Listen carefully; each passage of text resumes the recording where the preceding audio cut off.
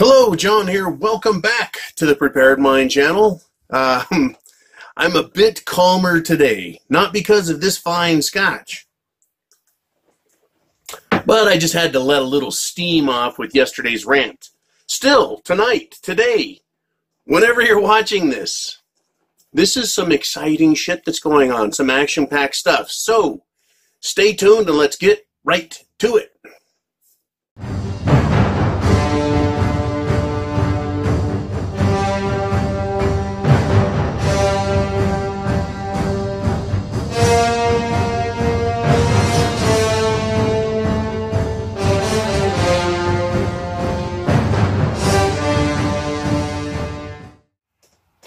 All right, I want to start with Jim Cramer. If you don't know who Jim Cramer is, he's a satellite TV financial mouthpiece. And, in my opinion, he is a carnival barker for major corporations who want to sell their stock to you, right? So people watch Jim Cramer.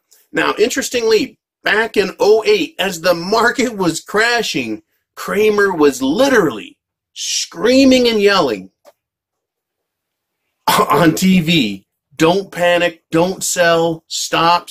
It was amazing.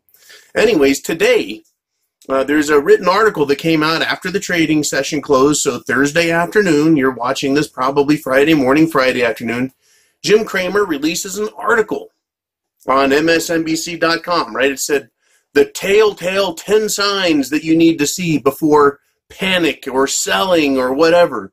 And it was an interesting piece. Why is Jim Cramer talking about panic selling? The market on Thursday fell 350 points at its worst. I watched the ticker bottom at 350, then it started going the other way. It only finished 180 down. Hell, this is what's fascinating, is we are sitting at the top of the bubble, the top of the all-time highs. Top, tip top, tippy top. We're up there. There's absolutely nothing to panic about. Should there be? Shouldn't there be nothing to worry about? Why is Jim Cramer saying you need to see 10 different things in the market? Basically the 10 things we talk about before you need to even worry about selling. What he wants to do is see everybody stay in there. Stay in there. Everyone stay calm. What's all the excitement about? What's all the hubbub? What's the worry? Well, me personally, here's the deal. I've been calling for a fall 2018 market crash, high likelihood, based on bonds, yield curve, market manipulation, and most importantly, the political need by the Democrats to see the market collapse or have a major correction so that they can blame it on Trump and try and get a let's change the horse in midstream moment and win Congress over for the Democrats. They need to see that. So that's why I've called for this fall. But the Democrats, as far as I know, aren't doing anything. Now, that does not mean that George Soros, a Democrat, globalist, dark state, mogul / mushroom head, that guy, right, is an incredible billionaire who's made a life and his fortune out of screwing over nations by doing things just like this. That is manipulating a market and capitalizing on it. Now, talking to a friend the other day, I said, hey, look, the stock market is at an all-time high. If 50% of America is Democrats and 50% of the wealthy people are Democrats, those Democrats can just sell everything they've got at a profit. Because if they bought when it was 10% lower, 20% lower, 30% lower, then all of that 10, 20, and 30% all goes right into their pocket in one fell swoop. And they can cause the market to tumble. Now, is that what is going on? Is that what has tipped off Jim Cramer? Right, today we saw some very fascinating things, or this week rather, in the bond market. I watched the 10-year bond, right? I just like that one the best. Anyways, it's up over 25 points. That is a huge move. Basically, a little over 1/8 of the market's value. I'm sorry, the bond value, the percentage, whatever you want to call it, their point system, their basis points, however you want to look at it. It's gone up basically 12.5% just in 1 week. But I didn't hear anyone panicking about that specifically. There's some concern over whether China is selling bonds. Well, guess what? China's already announced they're selling bonds. Same with Russia and Japan as well. So where are all these bond sales coming from? Or is no one just showing up at the bond auctions, the bond sales? The question is, could China have proxy sellers in place? That is, private corporations that are owning U.S. debt, U.S. bonds. They're debt. That is a debt instrument, a bond. If you're holding one, it's supposed to be a safe haven asset. If you've issued it, it is debt. So that's how our government gets funded. Is it Soros and other millionaire, billionaire corporate Democrats and socialists and globalists selling off bonds? Because it's my opinion that the Trump administration didn't start claiming ownership of the stock market and how good America was until he got a hold of the Exchange Stabilization Fund, until he knew he had control of it. But that doesn't mean that other characters, other bad actors out there like Soros or China or some other nation state or some rogue element within them, it doesn't mean that they don't have the ability, the capacity, and the desire to cause a market panic. Could Jim Cramer be detecting that? We already know, based on realistic observation of the market, that there's nothing but problems coming for us. Right? Mainstream people I know go, oh, the recession won't be here till 2020. It's like, well, you know one's coming. What is the position you're taking? What are you doing? If it's coming in 2020, shouldn't you get positioned early? No, nothing to worry about, John. Okay, that's fine. I see the potential for right now. I see it happening, but I'm not panicking. Right? I am prepared with food, water, shelter, clothing, medicine, means of self-defense. I've got a plan. I see what's going on. I'm ready for it. I'm ready for it. It could happen tomorrow. It could happen next week. It could happen election day. It could happen in December. It could wait till the Santa rally's over in January. We've had many, many, many stock market crashes occur in the spring. It just doesn't occur in the fall. But surely by the end of 2019, there's going to be hell to pay, whether we like it or not. I was talking to another researcher that I know, and I really, really appreciate this guy's input. He knows who he is. How do we put this? The crash is coming. The problems are coming. The question is just a matter of, are we going to have a hard landing or a soft landing? You know, when I look at everything, it appears that Trump is trying to bring this in for a soft landing.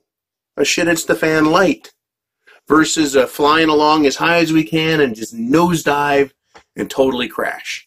So I see the Fed raising the rates continuously and promising to continue more, so that everyone thinks in their head, yeah, it's just going to get worse and worse and worse. Get ready for it. Start tightening your belts now. Rather than taking this parabolic curve up, they're flattening it off and going to start bringing it down as soft as they can. But there's no guarantee, especially if Soros and others want to see a hard landing, a hard crash, for political reasons, for scorched earth reasons, whatever. Now, in addition to Jim Cramer's piece, Lynette Zhang of ITM Trading, her channel's good. And by the way, you should see a link for Jim Cramer, a link for Lynette, and a link for the X22 in the comments below, or rather description below. Lynette Zhang did over at ITM Trading. I appreciate and value her broadcasts quite a bit. The title of her piece Thursday was, "The Economy Just Cracked." And I was like, what is going on? I didn't see any crack. Right, a 200-point loss in the Dow. Right, the bond market, as I said, has fallen 12% in a week, but it's done so incrementally every day. Now it's caught my attention, but is it a crack? Can it be healed? Right? Can they put some duct tape over that crack? I don't know. But Lynette Zhang was she sounded like me at the end of her video. Have food, have shelter, have whatever. I mean, she's got her litany, the way she says food, shelter, water, clothing, medicine, means of self-defense. There's several people that have that now. It cracks me up. It's important to tell people what they need to do, because people, they just don't seem to know what to do. Now, moving on to X22. His video today, he's got his economic and then his world politics video. His economic one started with the word panic, comma, fear, IMF warning, and the U.S. is destabilizing the world. And Dave over there, who I've appreciated and listened to since, I think, episode 67. Episode 67. You don't know how many thousands of videos he has. I've been listening to Dave for a while. Every day, it sounds like the world's going to end according to X22, which doesn't bother me. I appreciate and value the information I get there. What is fascinating, though, is that his video also ratcheted up. I'm not going to call it fear porn, but an awareness that something is going on. You know, something is warning on. Everyone, right, is placing blame on someone else. The Christine Lagarde of the International Monetary Fund, the IMF, is saying the U.S. is destabilizing the world. Right, as preppers, we're pointing at those wascally Democrats and George Soros types. You know, everyone is kind of blaming someone else, but, you know, we're all positioning for a crash, or we should be. Whether that crash is a nice, gentle crash, or whether it's a steep crash, it's still a crash. They've really made so many mistakes, in my opinion, with the stock market, with the economy, with monetary policy, with spending. There's just no way to have an easy transition into a viable system. So I see that there's going to be a crash of some sort. And of course, I'm saying, I warned you, right? Everyone else is, it sounds like they're screaming from the rooftops. I'm just here saying the same thing every day. Could happen every day. This is what I believe. This is what history has shown. This is what is being said. And this is what we need to do about it. Get prepared. Food, water, shelter, clothing, medicine, and means of self-defense. The Fed, right? And Trump. We got Chairman Powell is saying he's going to take the Fed fund rate up. Trump is saying he wants it down, even though I think he wants it up. I think he needs it to come up, and they need to bring the system down smoothly. He doesn't need continuous, cheap, free money so everyone can borrow and get into debt even faster. And right now, the escalation in debt creation, both public and private sector, is at a fevered pitch going straight up. It needs to be stopped. The spending needs to be stopped. The borrowing needs to be stopped, right? They're just getting out of hand. But this is predicted by everyone, whether you're talking about Pinto or Kirby or Holter or Jim Willey or Dave Janda. It just doesn't matter. You know, everyone is saying, right, it's going to go parabolic at the end. Now, we've been parabolic in a lot of ways. In the year 2017, the market escalated 24%. The stock market, the Dow Jones. That is a parabolic jump, 24% in value. To me, that is inflation. That is all of that cash, all of that liquidity.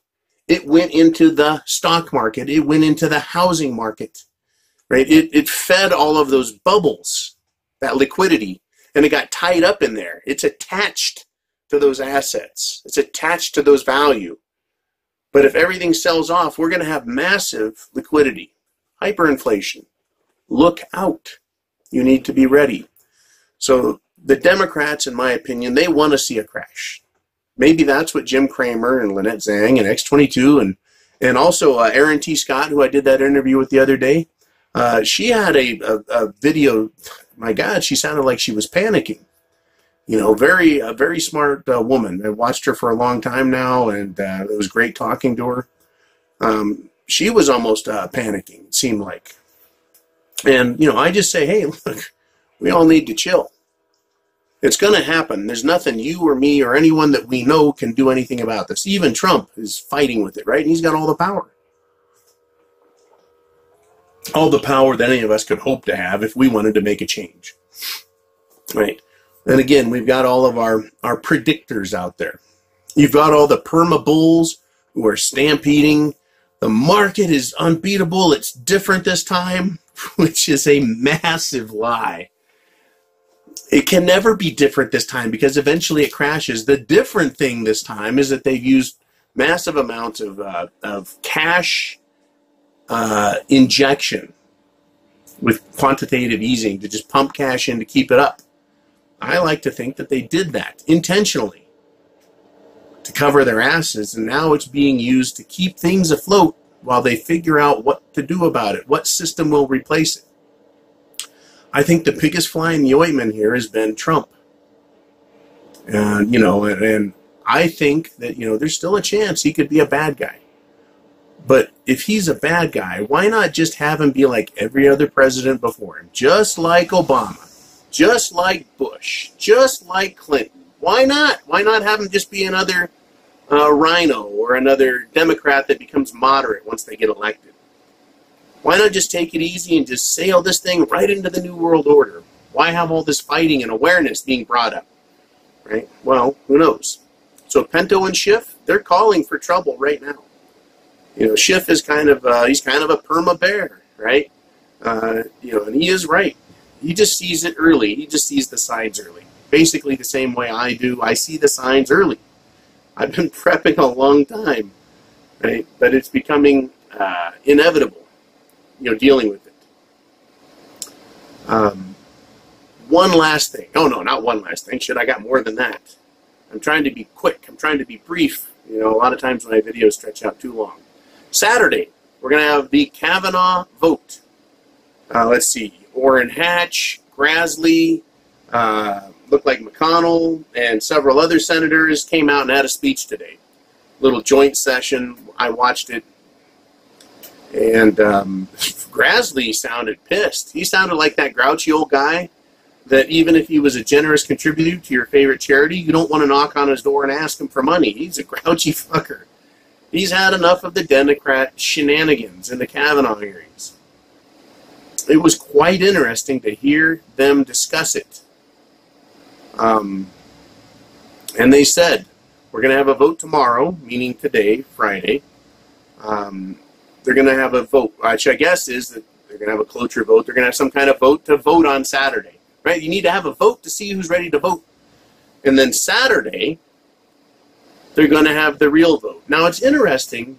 Q, supposedly, according to the Q authorities, has a number of how many will vote for the senators and how many will vote against as senators against Kavanaugh. My thing is you can take pretty much a rough guess. If their guess is correct, they can say, see, Q is brilliant. And if the Q guess is wrong, they can say, see, Q is using deception. Q wins either way. They've set it up marvelously. I just tell myself, if I was Trump and I needed to be sneaky, why would I be telling the public clues and hints? Now, Q hasn't taken off. It's not like half the country believes in Q, right? I doubt that even half the country knows what Q is, much less what it's about, or even heard of Q. But, why tell us? Why tell all of us concerned types? Is it just to tip off the Democrats and the deep state just so that they can what? Feed them misinformation? So in order to feed the deep state misinformation, they need to use us, the awake, red-pilled patriot types. They need to use us to fool them. Why not just leak the information out by other means, directly, through office, through someone who's a deep throat type operative that's supposedly letting information out? Why this convoluted crap? And why use codes? If you're going to tell us stuff, just fucking tell it to us. Don't make me look here and look there. Give me the information. And then say, if you want to research it, here's all the bullshit to research it. But don't give me the bullshit and say, research it before you can know. Fuck that. You think I have time for that shit? I got enough shit going on that I got to play fucking games with Q. And if it is, and that's their plan, and that's how they want to do it, well then fine. Fine. Fine. Just stay calm. Stay calm, don't panic, we'll just chill together and watch how this plays out.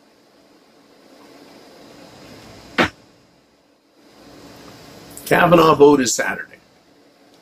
Odds are Kavanaugh's going in. What we had is a he said, she said allegation. And there isn't a history, chronic or otherwise, of Kavanaugh being a complete douchebag. So, right, as much as all the Me Too'ers want to see him gone, they're going to lose. In fact, I was watching about 50 to 75. It was hard to tell because it was shaky camera. On CNN, I think.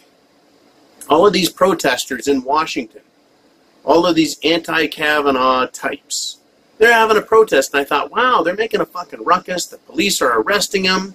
They're refusing to disperse. And then I thought, wait a minute. This is the absolute end. This is the absolute death. Well, odds are, of Roe v. Wade, a huge, massive, feminist, socialist, legal landmark, social programming key. And by key, I don't mean a lock and a key. I mean like a key in a bridge, right? The keystone is in the top. You take that out and the whole thing can fall. I would like to see feminism fall. I would like to see socialism and communism and Marxism fall. But this is, if it's not the keystone, it's a linchpin, right? It's a big deal. And that's all they could manage to get out there? You would think that something as important as this, they would have thousands of women descending and their lunatic husbands just descending on Washington, on the steps of the Capitol, at the Supreme Court, right? Everywhere. 75?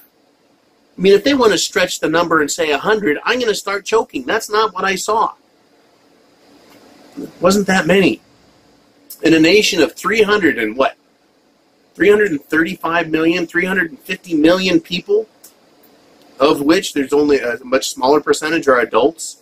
300 million are adults. Out of all of those people, that's all they could get to show up over something as big as Kavanaugh and the Democrats losing their power base, this ability to oh man, this is amazing to me. It is beyond piss poor.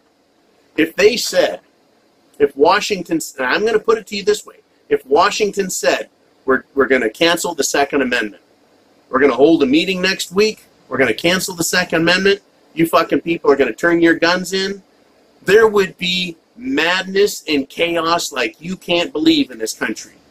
At the state capitals and in the federal capital, there would be thousands of men and women protesting like you cannot fucking believe. Yet, you know, they just talk about passing some gun control and we get thousands of people turning out at state capitals in Washington. This is Roe v. Wade. Like I said, this is a huge piece. This is a huge sector in controlling and rewarding their side, right? Abortion, the ability to kill the unborn. That's a big deal to them. And that's all they've got here on Friday. Kavanaugh's going to make it in. Trump will have a conservative Supreme Court seated prior to the election. Big shit is coming down, folks. Big shit. While we're talking about it, SGT Report did a video, and I watched it, I think, twice. Once when it first came out in the middle of the night last night, and then this morning. About black helicopters that are unmarked. And they don't think they're Department of Homeland Security or Department of Defense. He thinks they're Department of Justice. If they're unmarked, how do we know they're Department of Justice? And then they went on to state that that they're practicing for doing roundups. And my thing is, if they're unmarked vehicles, you don't know who it is, then how do you know that they're practicing for roundups?